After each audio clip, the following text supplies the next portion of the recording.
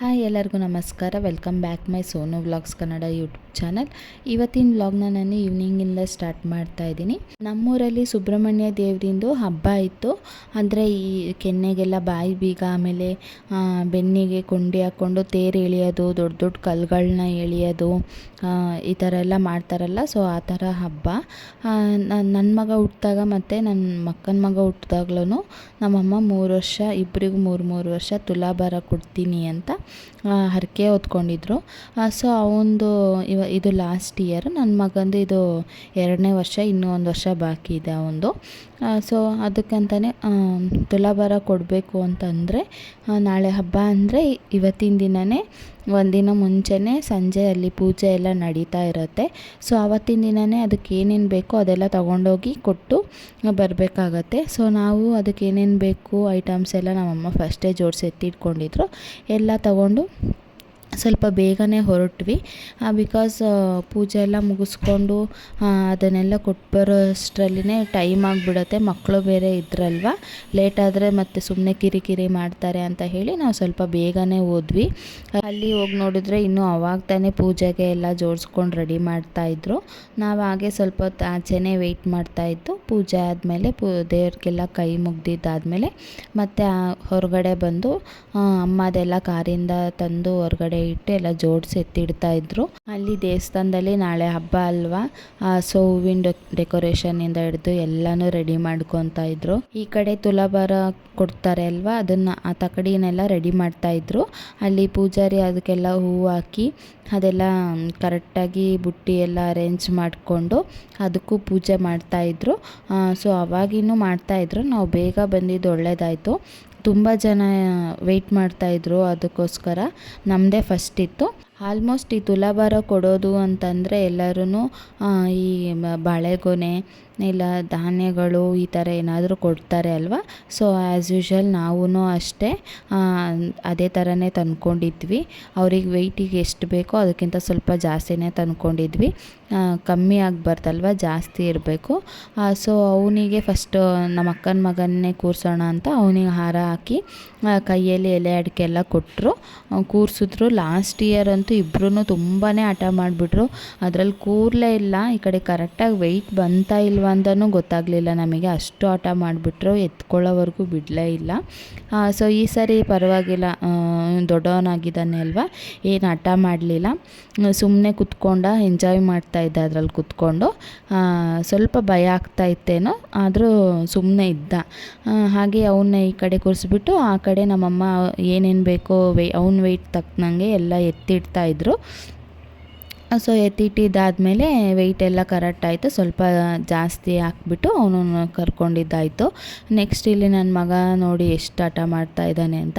ಅವನಿಗೆ ಮಾಡಿದ ಥರನೇ ಆ್ಯಸ್ ಯೂಶ್ವಲ್ ಮತ್ತೆ ಅವನಿಗೂ ಹಾರ ಹಾಕಿ ಕೈಯಲ್ಲಿ ಎಲೆ ಅಡಿಕೆ ಇಟ್ಕೊಳ್ಲಿಲ್ಲ ಇವನು. ಹಾಗೆ ಕೂರಿಸಿ ಅಂತ ಅಂದರು ಅವರು. ಹಾಗೆ ಕೂರಿಸಿದ್ವಿ. ನೋಡಿ ಎಷ್ಟು ಹಠ ಮಾಡ್ತಾಯಿದ್ದಾನೆ, ಕೂರ್ತಾನೆ ಇರಲಿಲ್ಲ. ಎತ್ಕೋ ಅಂತ ತುಂಬ ಅಳ್ತಾ ಇದ್ದ. ಹಾಗೂ ಈಗ ಹೆಂಗೋ ಸ್ವಲ್ಪ ಹಂಗೆ ಕೈ ಬಿಟ್ಟು ಅವನಿಗೇನಿಲ್ಲ, ಸ್ವಲ್ಪ ಹಿಂಗೆ ವೆಯ್ಟ್ ಇಟ್ಟಿದ ತಕ್ಷಣ ಬರ್ರಂತ ಮೇಲೆ ಹೋಗ್ಬಿಟ್ಟ ಅವನು. ಇವನು ಸ್ವಲ್ಪ ಕಮ್ಮಿ ವೆಯ್ಟ್ ಅಲ್ಲ, ಸೊ ಗೊತ್ತಿತ್ತು ಅಲ್ವ ನಮ್ಮಮ್ಮಂಗೆ. ಕರೆಕ್ಟಾಗಿ ಬೇಗ ಎತ್ತಿಟ್ಬಿಟ್ರು. ಹೆಂಗೋ ಹಠ ಮಾಡ್ತಾ ಇದ್ನಲ್ಲ ಇವನು. ಎಲ್ಲ ಅಲ್ಲಿ ಜೋಡಿಸಿದ ತಕ್ಷಣವೇ ಇವನು ಬೇಗ ಮೇಲಕ್ಕೆ ಹೋಗೋಯ್ತು ಇವನದು ಬುಟ್ಟಿ. ಸೊ ಇವನದು ಆಯಿತು, ಇಬ್ಬರದು ಆಯಿತು ಹೆಂಗೋ.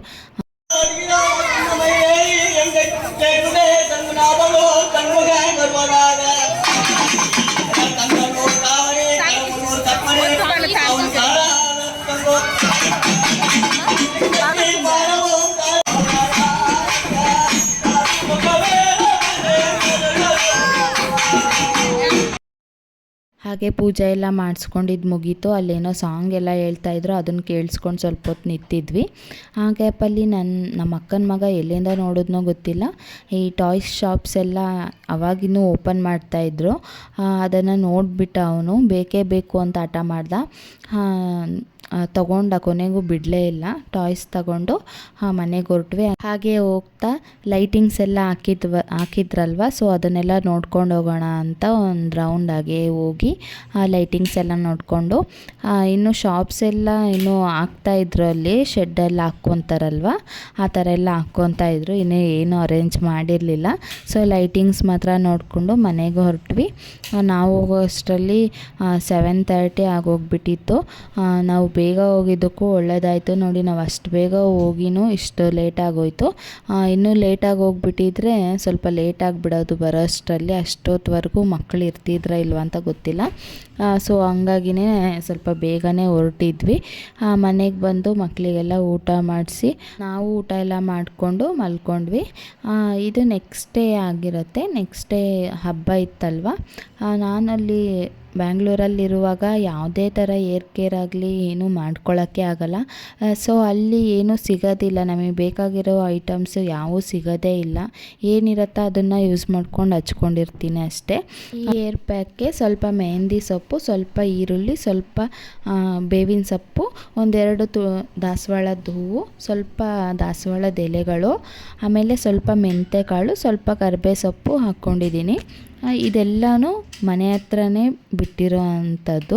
ಇನ್ನೂ ಸ್ವಲ್ಪ ನಿಮಗೆ ಬೇಕಾದರೆ ದಾಸವಾಳದ ಹೂವನ್ನ ಹಾಕ್ಕೋಬೋದು. ನೋಡಿ ಈ ಥರ ಸ್ವಲ್ಪ ನುಣ್ಣಗೆ ರುಬ್ಕೋಬೇಕು. ಗ್ರೈಂಡ್ ಮಾಡಿ ಎತ್ತಿಟ್ಕೊಂಡಿದ್ವಲ್ಲ ಅದನ್ನು ಒಂದು 20 ಮಿನಿಟ್ಸ್ ಹಾಗೆ ಇಡಬೇಕಾಗುತ್ತೆ. ಆವಾಗ ಅದು ಸ್ವಲ್ಪ ಕಲರೆಲ್ಲ ಸ್ವಲ್ಪ ಅದರಲ್ಲಿ ಸ್ಪ್ರೆಡ್ ಆಗಿರುತ್ತೆ. ಅದಾದಮೇಲೆ ಆ ಹೇರ್ಗೆ ಅಪ್ಲೈ ಮಾಡ್ಕೋಬೇಕು. ಕ್ಲೀನಾಗೆ ಸ್ಕಾಲ್ಪ್ಗಳಿಗೆಲ್ಲ ನೀಟಾಗಿ ಹೇರ್ಗೆ ಕೆಳಗಡೆ ತುದೀಲಿ ಎಲ್ಲ ನೀಟಾಗಿ ಅಪ್ಲೈ ಮಾಡ್ಕೋಬೇಕು. ಸ್ವಲ್ಪನೂ ಗ್ಯಾಪ್ ಬಿಡ್ದಂಗೆ. ನೋಡಿ ನಾನು ಹೇಗೆ ಅಪ್ಲೈ ಮಾಡ್ಕೊಂಡಿದ್ದೀನಿ. ಈ ಥರ ಹೇರ್ ಪ್ಯಾಕ್ ಹಾಕೋದ್ರಿಂದ ಕೂದಲು ವೈಟ್ ಹೇರ್ಸ್ ಇರುತ್ತಲ್ವ ಅದನ್ನು ಸ್ವಲ್ಪ ಬ್ರೌನ್ ಆಗಿ ಕಾಣ್ತಾ ಇರುತ್ತೆ.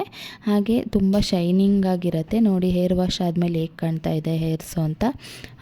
ಅಮ್ಮನ ಮನೆಗೆ ಬಂದುಬಿಟ್ರೆ ಅಂತೂ ಯಾವಾಗಲೂ ಏರ್ ಪ್ಯಾಕ್ ಹಾಕ್ಕೊಂಡೆ ಹೋಗೋದಿಲ್ಲ ನಾನು. ತುಂಬಾ ನ್ಯಾಚುರಲ್ ಆಗಿರುತ್ತೆ ಹೇರು ಅಂತಲೇ ಹೇಳ್ಬೋದು. ಸ್ಟಿಲ್ ಅಮ್ಮ ಪೂಜೆಗೆಲ್ಲ ರೆಡಿ ಮಾಡ್ಕೊತಾ ಇದ್ರು.